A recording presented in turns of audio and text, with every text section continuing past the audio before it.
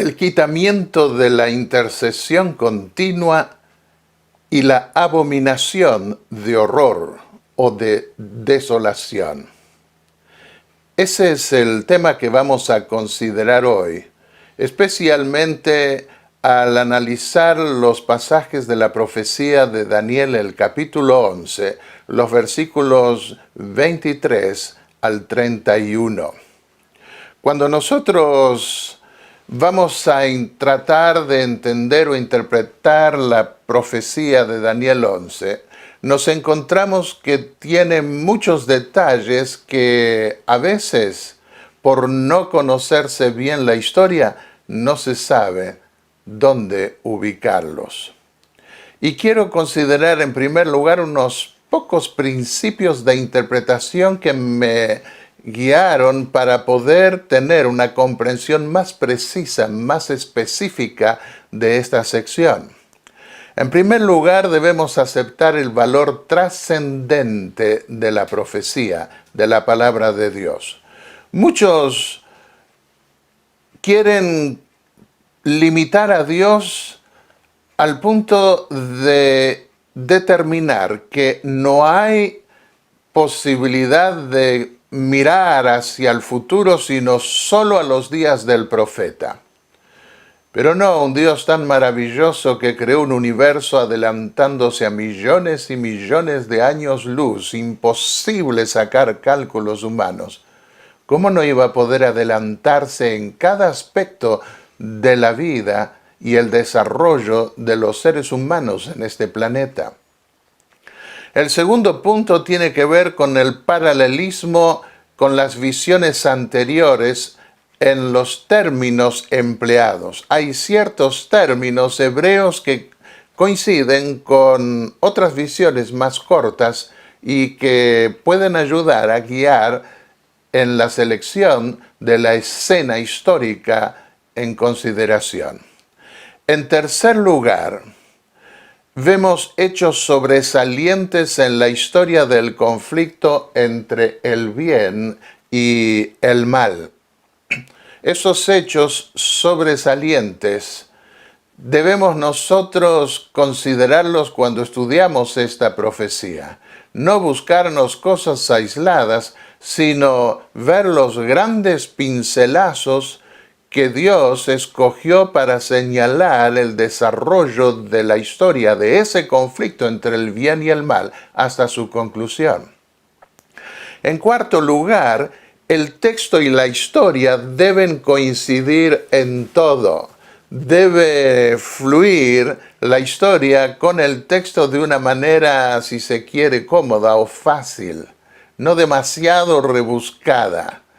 Y en quinto lugar, cuando se habla de rey del norte y rey del sur, tenemos que tener en cuenta que a menudo se refiere a reinos y no necesariamente a reyes. Si comparamos Daniel 7:17, donde habla de reyes, 4 reyes, después vemos en el versículo 23 que se refiere a un cuarto reino, es decir, está hablando de reinos. Y en sexto lugar, los hechos históricos se los juzga a la luz del Evangelio puro de Cristo. Nos identificamos con el pueblo fiel de la Biblia a lo largo de todos los siglos, no con esos poderes opresores que quitaron la libertad y el poder del Evangelio para recurrir a los poderes estatales e imponer sus dogmas, su religión. Bueno, recordemos que en el versículo 22 de Daniel 11, el príncipe del pacto iba a ser quebrantado, y eso ocurrió con Roma pagana, el rey del norte. Pero también iba el rey del norte o Roma pagana a perseguir a sus seguidores, a quebrantarlos durante los 3 primeros siglos, como sucedió en los circos romanos, especialmente como el símbolo mayor de opresión cruel, sanguinaria de ese imperio pagano.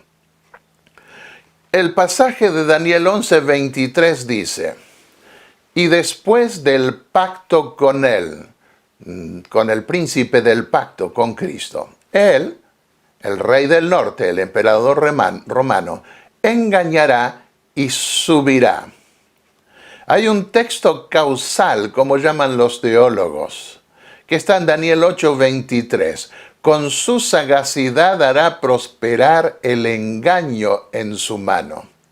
Ahora notemos acá que no dice que el engaño religioso comienza con el papado, como se ha identificado esta parte de la profecía de Daniel 8, sino que prospera con él. Y el texto consecuente es Daniel 11:23. Engañará y subirá. El engaño comienza antes, con la unión del cristianismo con el paganismo. Y al buscar en la historia dónde ubicar entonces esta escena de engaño y todos los detalles que allí se describen, el hecho sobresaliente es el de Constantino, el primer emperador que supuestamente se convirtió al cristianismo, pero que siguió siendo tan pagano como antes. Hubo varios títulos que se aplicó. Vicario de Cristo. En Occidente quieren atribuirle ese título solamente a los papas de Roma en tiempos posteriores. Pero en Oriente los consideraron no solamente a él, sino a los emperadores que lo siguieron como vicarios de Cristo también, el lugar de Cristo. Representante del unigénito Logos, obispo de los obispos. Estos fueron los títulos cristianos que se aplicaron a Constantino. Escribió Elena de White en el libro Conflicto de los Siglos, páginas 53 y 54.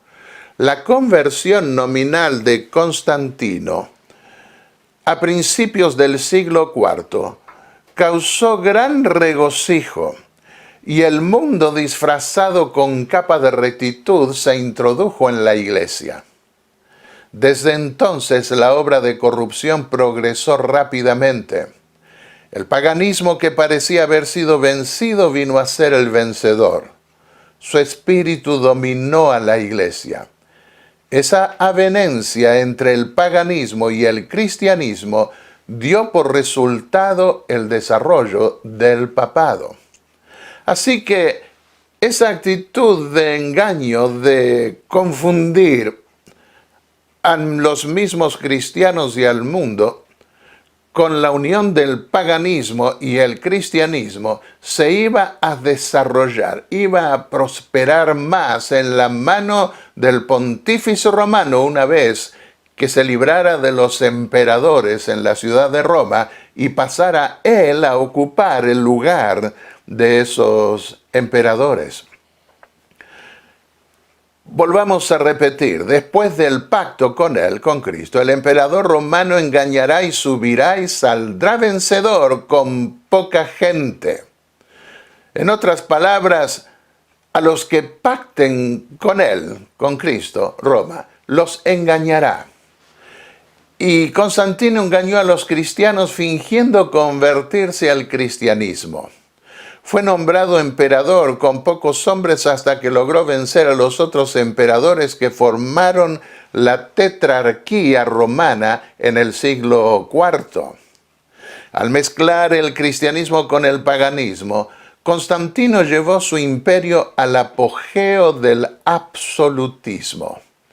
Requirió un ceremonial riguroso en su corte que destacase el carácter divino del emperador como vicerregente de la deidad.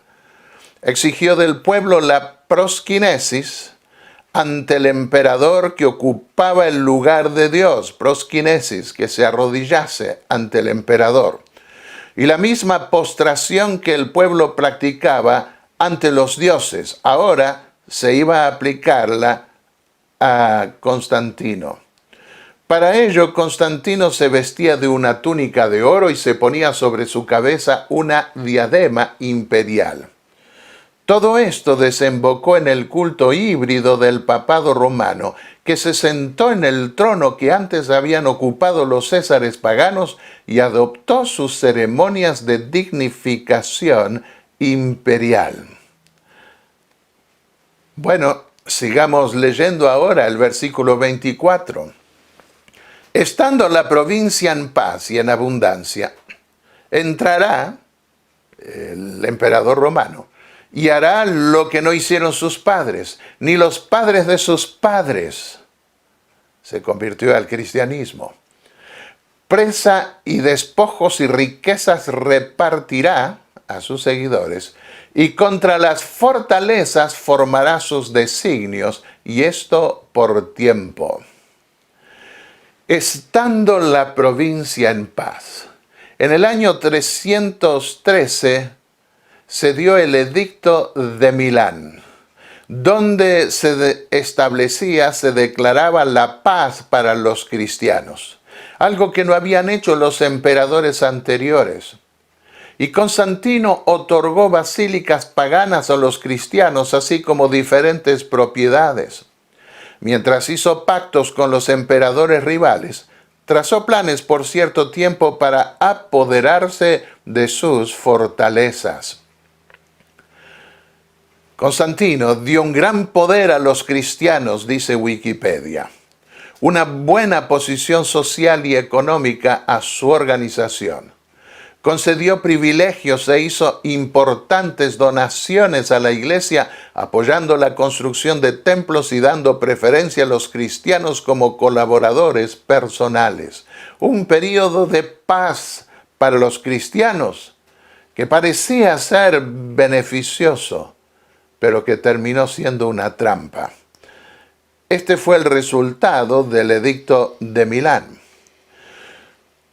También nos basamos en Wikipedia porque hace una síntesis en esa enciclopedia libre, hace una síntesis magistral de ciertos hechos históricos que nos interesan.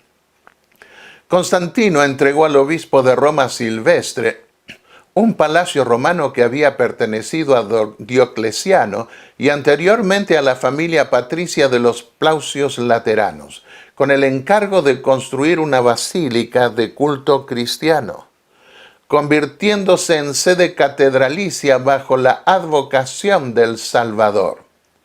Actualmente se la conoce como Basílica de San Juan de Letrán o Laterana. En el año 324 el emperador hizo construir otra basílica en Roma, en el lugar donde, según la tradición cristiana, martirizaron a San Pedro, la colina vaticana que actualmente acoge a la Basílica de San Pedro. En el 326 apoyó financieramente la construcción de la iglesia del Santo Sepulcro en Jerusalén. Tiempos benignos para el cristianismo, tiempos de paz, como decía la profecía. Y pasamos al versículo 25. Incitará su fuerza y su corazón contra el rey del sur con un gran ejército. Tenemos primero que ubicarnos en la tetrarquía imperial romana que se dio ese día, en esos días, donde gobernaban 4 emperadores: Constantino en el occidente, Maxentius en Italia, Licinio en la Tracia y Maximinos en el sureste, en Egipto. Dice: incitará su fuerza y su corazón contra el rey del sur con un gran ejército. Acá podemos ver, hoy diríamos noroeste y sureste.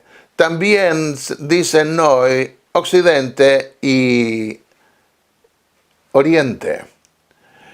Cuando repasamos la historia de los griegos, de Alejandro Magno, cuando él murió, también se dividió el imperio en 4. No se lo llama tetrarquía, que yo sepa, pero de los 4 quedaron igualmente 2, como después iba a ocurrir con esa tetrarquía romana. Y acá vemos otra vez, hoy diríamos el sur, Ptolomeo suroeste, y Seleuco al norte diríamos noreste.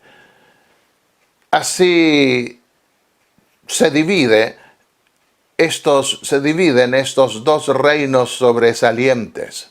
Pero volvamos ahora al caso de Roma. De los 4 emperadores quedaron 2. En el noroeste, Constantino I, emperador de Occidente. Y en el sureste, Licinio, emperador de Oriente. Cuando Daniel 11 habla de la división de norte y sur, pone el énfasis en 2 poderes rivales. De manera que de los 4 emperadores de esa tetrarquía quedaron 2 y finalmente iba a quedar 1. Cuando consideramos los términos bíblicos, vemos también que a Babilonia la llaman el reino del norte y a Egipto el reino del sur, pero si como miramos en este mapa, está también al oriente o al este, en el caso de Babilonia, y al oeste en el caso de Egipto. Se lo llama, sin embargo, rey del norte o rey del sur. Eso lo veremos después en la última parte de nuestro estudio sobre Daniel 11. Occidente, al norte, Constantino Augusto. Si nosotros vemos la raya trazada en color café o marrón, para ir con los ejércitos debían subir y luego bajar hacia la zona del sur donde estaba Licinio Augusto. Había 2 Augustos emperadores. Y sigue diciendo el texto profético, Daniel 11:25. Incitará su fuerza y su corazón contra el rey del sur con un gran ejército. Prestemos atención, habla de un gran ejército. Y el rey del sur movilizará para la guerra un ejército muy grande y poderoso. Otra vez, prestemos atención, un ejército muy grande y poderoso, pero no podrá resistir porque se complotarán contra él. Triunfará el rey del norte, Constantino, sobre Licinio. Aquí se hace referencia a la guerra entre Constantino en el norte, con capital en la ciudad de Roma, y Licinio en el sur, en la Tracia y Egipto. Y esa guerra consistió en intentar quedarse con todo el imperio. Prestemos atención, un ejército muy grande y poderoso. Miremos lo que dice Wikipedia sobre Constantino I. Los ejércitos implicados fueron tan grandes que no se tiene constancia en Europa de una movilización similar al menos hasta el siglo XIV, 1000 años después. Licinio, ayudado por mercenarios godos, representaba el pasado y la antigua fe del paganismo. Constantino y sus francos marcharon bajo el estandarte cristiano del Lábaro y ambos bandos concibieron el enfrentamiento como una lucha entre religiones, entre el paganismo puro y el cristianismo mezclado con paganismo. Supuestamente rebasados en número, aunque enaltecidos por su celo religioso, el ejército de Constantino resultó finalmente victorioso. Y pasemos al siguiente versículo, Daniel 11:26. Allí dice: aún los que comen su pan de la porción del rey del sur, le destruirán, y su ejército será destruido, y caerán muchos muertos. Los historiadores destacan la cantidad impresionante de muertos en esas batallas. Las masacres impresionantes de Constantino no lo muestran como un hombre convertido al cristianismo. Bueno, aquí me encontré con un punto que me hizo trastabillar en mi investigación histórica. Porque dice que los que comen de su pan le destruirán.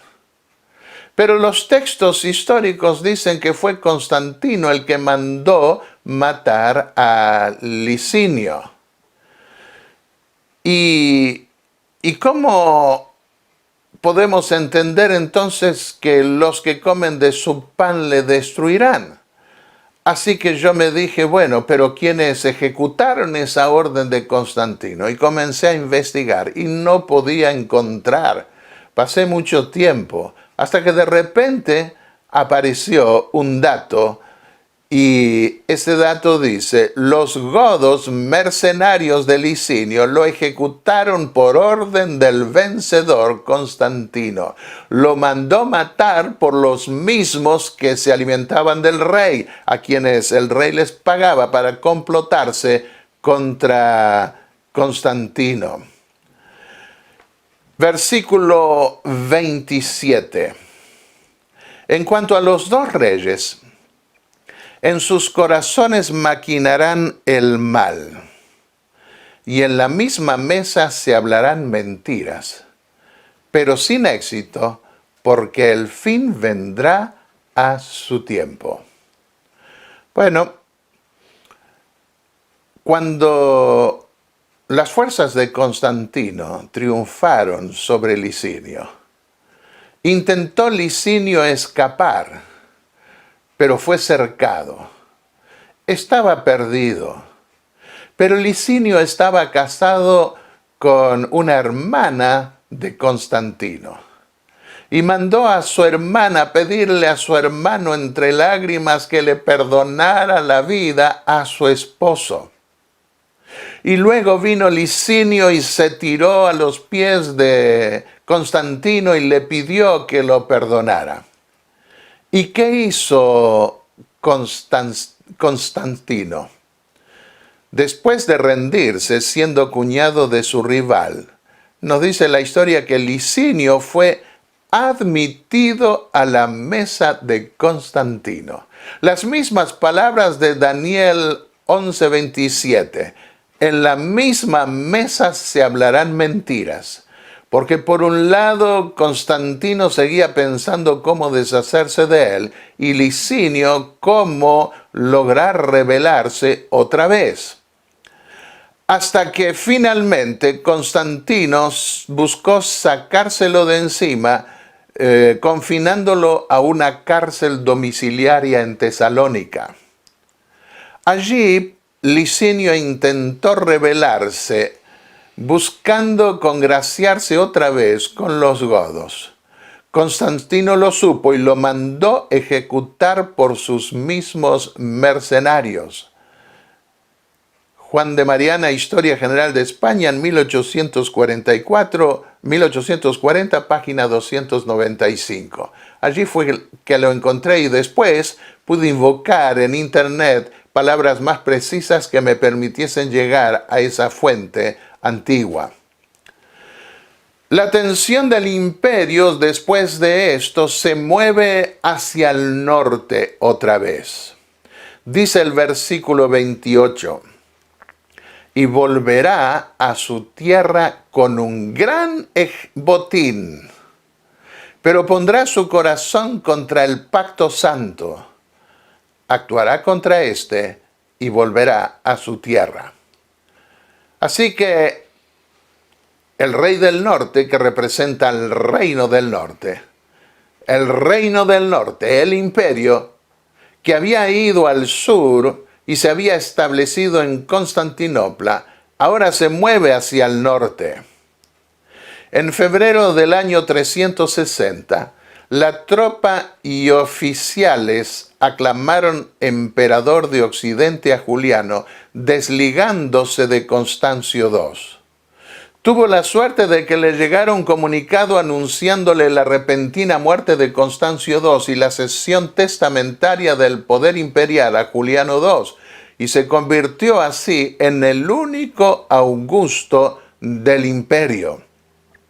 Decía el versículo 28, volverá a su tierra, al norte de donde salió, con un gran botín, porque triunfó. Pero pondrá su corazón contra el pacto santo, actuará contra éste y volverá a su tierra. ¿Cómo se llamó a Juliano? Se lo llamó Juliano el Apóstata, porque Juliano fue el último emperador netamente pagano que trató de debilitar el cristianismo y fortalecer el paganismo. Fue tal vez el más culto de los emperadores en cuanto al conocimiento de la literatura y los principios de la Roma pagana. Constantino, recordemos, había fundado Constantinopla como la nueva Roma y dividió su imperio con sus 3 hijos.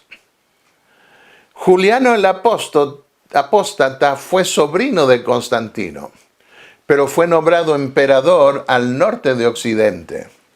Luego murió Constancio, quien reinaba en Constantinopla, dejando como único sucesor del imperio otra vez unificado a Juliano. Las guerras victoriosas de Juliano se dieron en el norte del imperio occidental contra los alamanes y contra los francos. Y Juliano el Apóstata fue el último emperador abiertamente pagano. Apoyó el paganismo en desmedro del cristianismo. Leamos lo que dicen los historiadores. Juliano el Apóstata obligó a la iglesia cristiana a devolver las riquezas o multas equivalentes saqueadas de los templos paganos después de que la religión cristiana fuera legitimizada por Constantino. Apoyó la restauración de la antigua fe romana basada en el politeísmo. Sus leyes apuntaban contra los cristianos ricos y educados, y su objetivo era expulsar a la religión de las clases gobernantes del imperio. Juliano redujo la influencia de los obispos cristianos en los cargos públicos. Las tierras tomadas por la iglesia debían ser devueltas a sus dueños originales, y los obispos perdieron el privilegio de viajar gratis a expensas del Estado. Y ahora pasamos a una nueva escena, el versículo 29. En el tiempo señalado, volverá el rey del norte e irá hacia el sur. Y no es como el primero o el último. También se ha traducido esto, no es como la venida anterior o la última. Acá entra en escena un nuevo sistema de gobierno y con razón, con justicia, se ha identificado el punto de partida en este versículo del papado romano, que fue diferente de los emperadores anteriores. No es como el primero, o el anterior, o el último. Y en el tiempo señalado, fue el año 533 y 538, cuando comienza el período de predominio del obispo de Roma, de los pontífices romanos, que iba a durar 1260 años hasta 1798. No es nuestro objetivo tratar ese aspecto de la profecía en lo que respecta a los datos fechados. Eso lo hicimos en otras conferencias. Pero aquí mencionamos esto, en el tiempo señalado. La autoridad papal sobre todo el imperio romano ahora se establece por obra del emperador de Oriente llamado Justiniano. Justiniano le sometió al pontífice romano, al Papa de Roma, todas las iglesias, como lo mencionó. Lo puso como cabeza de todas las iglesias. En el año 538, el Papa Virgilio mandó establecer la sanción pragmática que iba a regir la Iglesia, el gobierno de la Iglesia durante 1260 años iba a formar parte del libro canónico de la Iglesia. Corpus Juris Civilis. Allí incluyó las palabras del emperador Juliano que lo establecían como cabeza imperial en lo que respectaba a la religión. Y le sometió el Oriente. En el 533 también le sometió al Papa los arrianos vándalos en el sur, y a Roma mismo la liberó en el año 538 y puso como Papa a Virgilio. ¿Qué escribió el emperador? Nos hemos comprometido a unir todos los sacerdotes del este, del sur, y sujetarlos a la sede de su santidad. Tú eres la cabeza de todas las santas iglesias, por lo que nos comprometemos en toda forma a incrementar el honor y autoridad de vuestra sede. Este fue el edicto de Justiniano.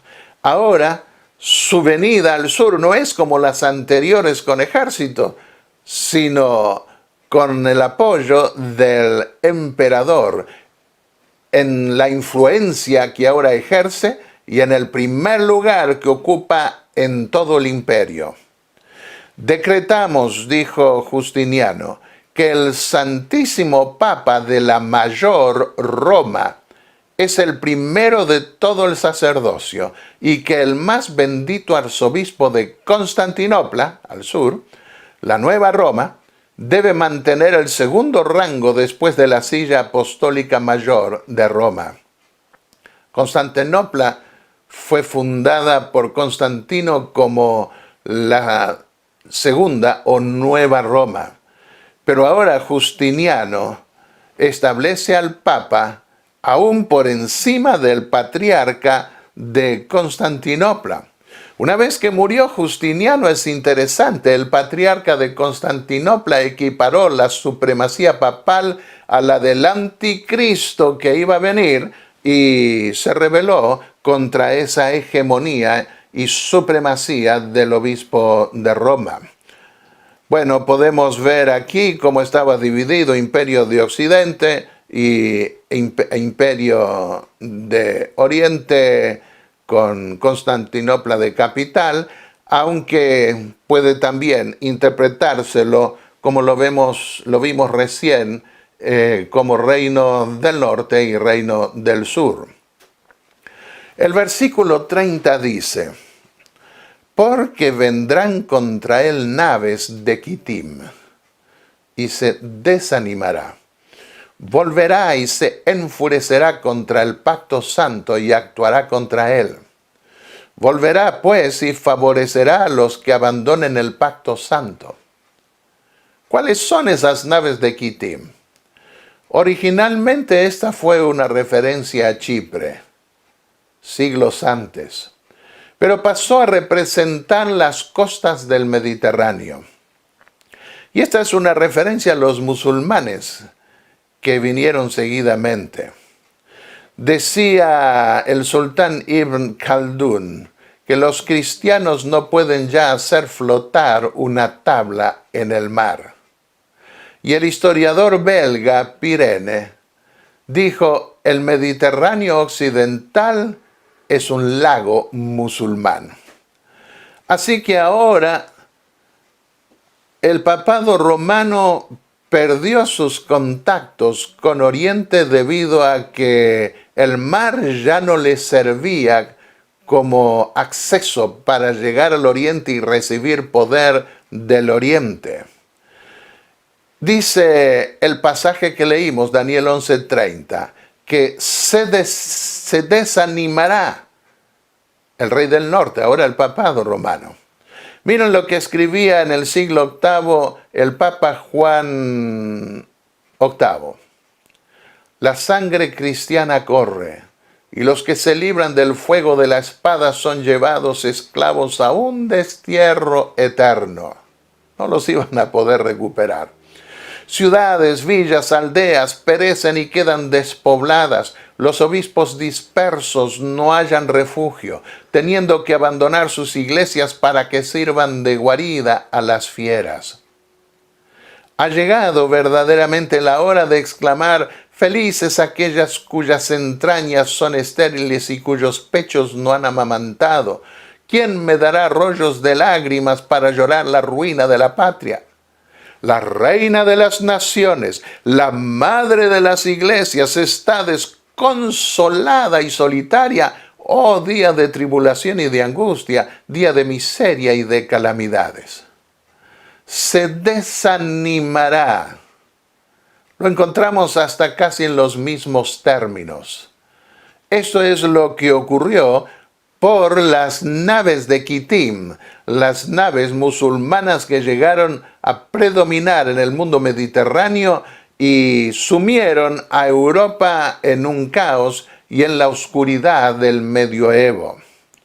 Y luego dice: volverá y se enfurecerá contra el pacto santo y actuará contra él.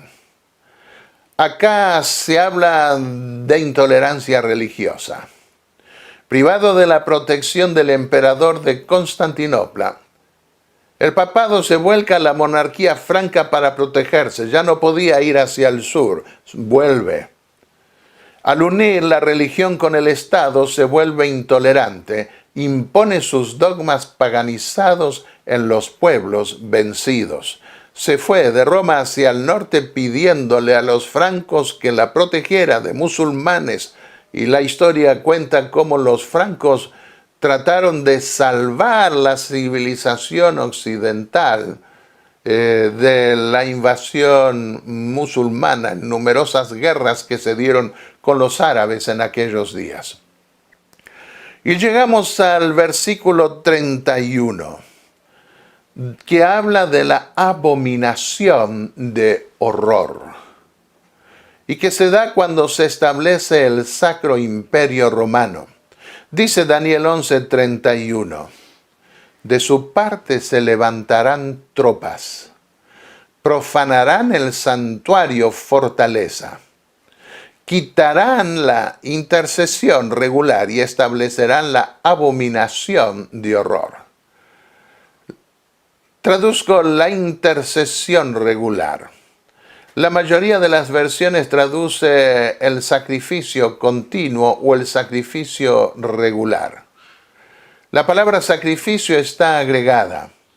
Y ese ministerio regular en el templo se efectuaba así, con el sacrificio que se sacrificaba continuamente cada mañana y cada tarde sobre el altar de los holocaustos.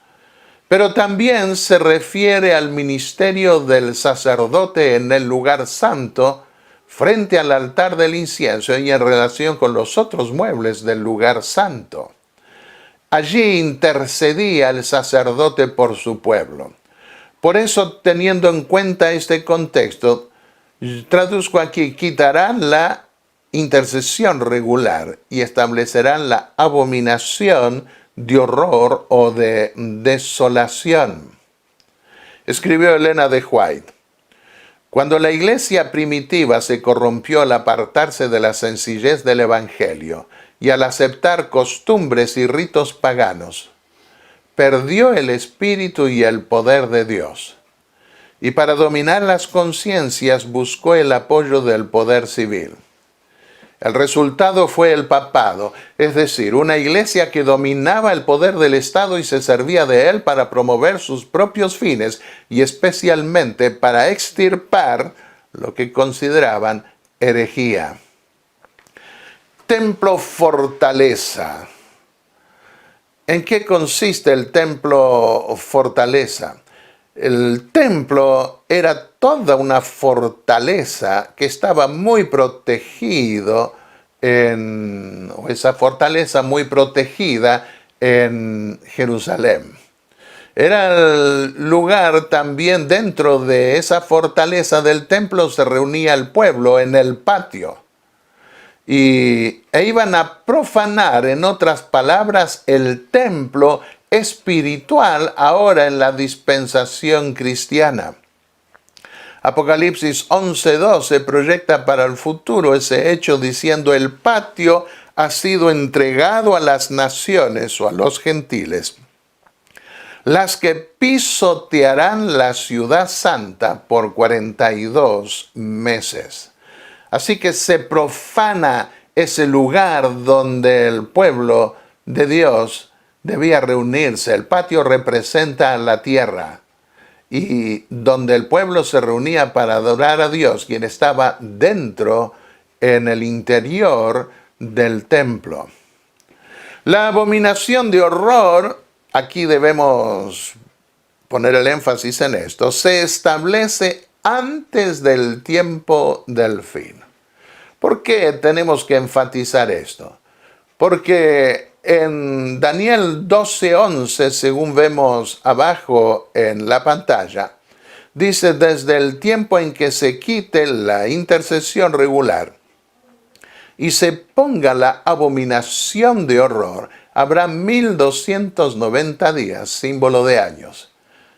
Esto se refiere a antes del tiempo del fin, pero hay algunos que quieren ponerlo al final de la historia humana. No, aquí vemos en el capítulo 11 de Daniel, versículo 31, dice que eso iba a ocurrir antes. No es sino en el versículo 40 que se habla del tiempo del fin. En el tiempo del fin, el rey del sur se acorneará, se confrontará con él. Y dice el pasaje de Daniel 8, versículos 11 y 12, se engrandeció hasta igualarse con el príncipe del ejército. Le quitó su intercesión regular y fue echado por tierra en lugar de su santuario. Aquí vemos también que el quitamiento de la intercesión regular o del continuo se da antes del tiempo del fin, porque el tiempo del fin comienza en Daniel 8:14 y lo dice claramente los versículos 17 y 19. Ese quitamiento del continuo se da hasta que llega a la época. Después los datos los dará más específicos el capítulo 12, pero hasta que llega el momento del tiempo del fin, en donde se debía purificar el templo. A causa de la transgresión, dice Daniel 8, versículo 12, le será entregado el ejército junto con la intercesión regular, versículos 11 y 12. Arrojará por tierra la verdad. Veamos la proyección apocalíptica del santuario que ahora se cumple en la nueva dispensación. En el lugar santo había una intercesión diaria, regular, continua. Y en el lugar santísimo había una intercesión final que se daría en el tiempo del fin con el juicio final. Y en la tierra hay un poder, es el obispo de Roma, que quita la intercesión regular y la reemplaza por la abominación de horror. La intercesión regular en el lugar santo del templo celestial se extiende hasta la purificación del santuario en el lugar santísimo en el tiempo del fin. El quitamiento impostor de esa intercesión en el lugar santo mediante la imposición gubernamental de su reemplazo abominable dura 1290 años. ¿Hasta cuándo la visión? Dice Daniel 8:13. ¿Hasta cuándo la intercesión regular? ¿Hasta cuándo la rebelión de horror y el pisoteamiento del santuario del ejército? Hasta 2300 días, símbolo de años. Y el santuario será purificado hasta el tiempo del fin, cuando se da la intercesión final en el lugar santísimo, esta vez del templo celestial. Así que vemos una intercesión regular en el lugar santo y una intercesión final en el lugar santísimo. Y vamos al Apocalipsis y encontramos que en el quinto sello, no el último ni el primero, estamos en la Edad Media. Apocalipsis 6, 9 al 10 nos dice: vi bajo el altar las almas de los que habían sido muertos por causa de la palabra de Dios y el testimonio que tenían. En los días del apóstol Juan, los judíos hablaban de los que habían muerto bajo el altar, se referían al altar del incienso celestial. Los judíos creían en un santuario celestial, como lo enseña la Biblia. Y aquí vemos que este gran periodo de tribulación está ligado al lugar santo. ¿Qué significa abominación? Abominación significa idolatría detestable, a menudo relacionada con su culto en el templo. Dice Deuteronomio 29, 17. Sus abominaciones, dice Dios, y los ídolos de madera y de piedra, de plata y de oro. Tiene que ver entonces con la idolatría, pero una idolatría que a la vista de Dios es horrenda, es detestable. Ezequiel 11, 21. Su corazón va detrás de sus cosas detestables y abominaciones. Ezequiel 5, 11. Ustedes han profanado mi santuario con todos sus ídolos detestables y con todas sus abominaciones. Profanará el santuario con ídolos también, con esas abominaciones. Ezequiel 20:30, se contaminarán a la manera de sus padres y se prostituirán tras sus abominaciones. Shomem. Acá vemos Shomem, sikus o sikusim. Horror, desolación. Abominación de horror junto con la palabra abominación. Daniel 8:27 dice: estaba espantado Shomem por la visión de las rebeliones o abominaciones en el templo de Dios. Horrorizado se refiere a un horrible estupor. Rasgué mi vestido, dijo Esdras 9:3, y mi manto, y arranqué pelo de mi cabeza y de mi barba, y me senté angustiado en extremo, conmocionado, devastado. Otro pasaje, Levítico 26:31. Dejaré en ruinas vuestras ciudades, desolaré, Shomem, vuestros santuarios, y no oleré vuestros suaves aromas. Tiene que ver con lugares desolados, arruinados, destruidos. Se trata de una idolatría horrenda, detestable, que produce desolación y destrucción. La primera abominación que encontramos iba a ser una parábola de la futura abominación del papado.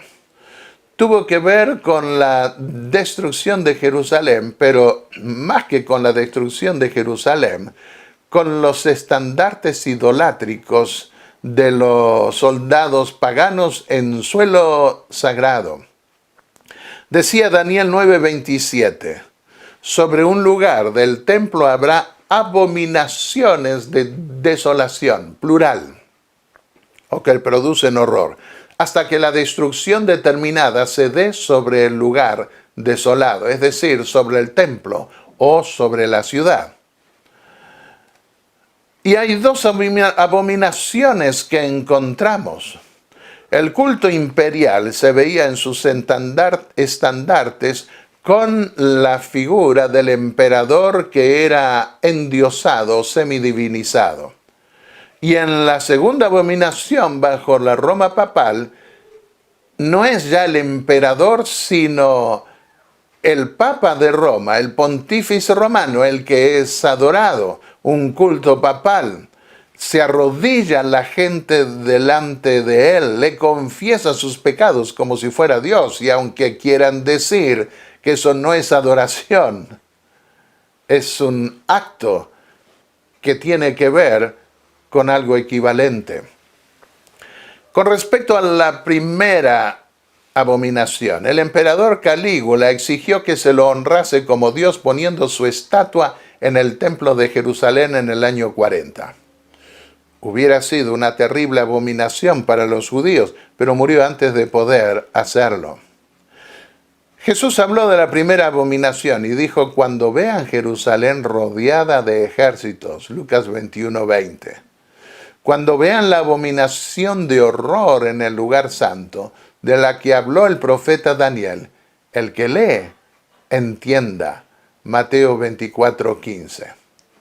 En el libro El conflicto de los siglos, página 29, escribió Elena de White: tan pronto como los estandartes idolátricos del ejército romano idólatra fuesen clavados en el suelo sagrado, que se extendía varios estadios más allá de los muros, los creyentes en Cristo debían huir. Y aquí vemos el estandarte romano con la figura del emperador. Pero después exigieron los papas que se hiciera lo mismo que requerían con los emperadores, que requería la prosquinesis o el inclinarse, arrodillarse delante del Papa, y le pusieron títulos blasfemos que le corresponden solo a Dios: Santo Padre, su santidad. Además de incorporar todos los títulos imperiales, el Papa de Roma pudo establecerse de esa manera cuando cayeron los césares romanos. Y esa blasfemia continúa hoy. Vemos aquí al Papa Francisco sentado en un trono de mármol y con dos querubines a sus lados. Isaías 37:16 decía: oh Señor de los ejércitos, Dios de Israel, entronizado sobre los querubines, tú eres Dios, solo tú, de todos los reinos de la tierra. La segunda abominación estuvo marcada por la expresión: el que lee, entienda.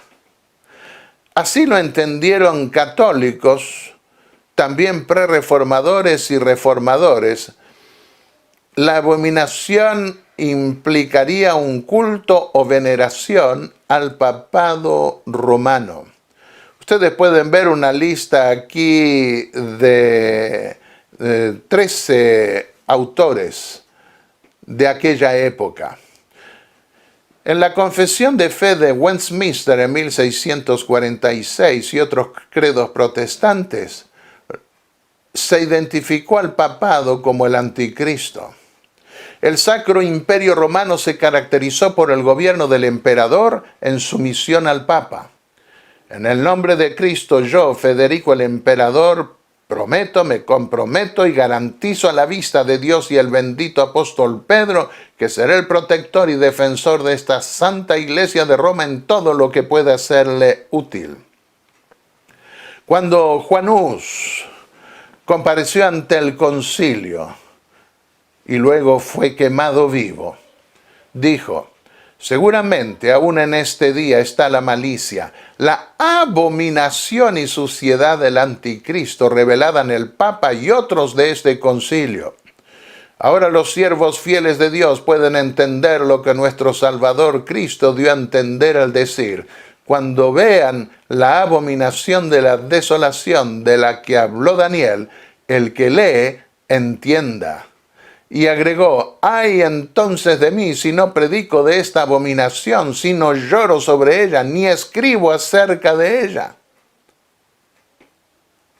Al ser quemado en 1415, se expresó en términos semejantes: el papado es la abominación de la deificación propia en el lugar santo. El Papa y los cardenales llegaron a ser la abominación de la desolación, un colegio opuesto al humilde colegio de los apóstoles de nuestro Señor Jesucristo.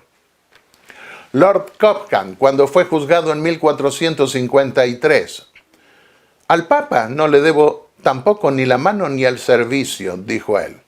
Él es el gran anticristo, el hijo de perdición, la abominación de desolación en el lugar santo.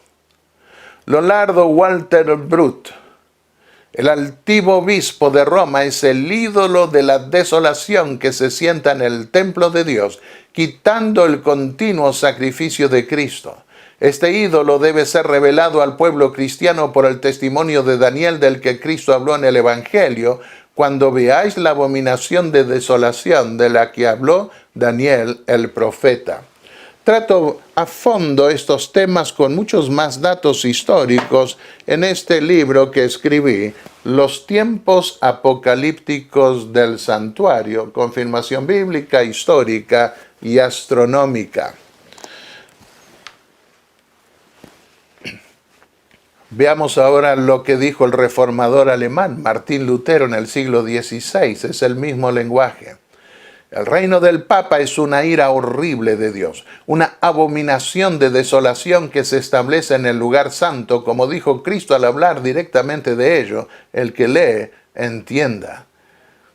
Cuán diferentes son los términos que hoy emplean los protestantes. Ha cambiado el tono. ¿Y a qué se debe? A una gran apostasía que llevará a la crisis final, de la que hablaremos especialmente al tratar la última parte de Daniel 11. Este pasaje de Daniel, escribió Lutero, con respecto a la abominación, se aplica también a nosotros, porque nosotros también tenemos en verdad una abominación de desolación real sentándose en un lugar santo, esto es, en la cristiandad y en las conciencias de los hombres, donde Dios solo debía sentarse y reinar. ¿Qué está haciendo el Papa? No se está sentando en el templo natural o casa de Dios, sino en el espiritual, en el templo nuevo y viviente del cual Pablo dice, si algún hombre destruye el templo de Dios, Dios lo destruirá a él, porque el templo de Dios es santo, el cual sois vosotros. 1 Corintios 3, 16 y 17.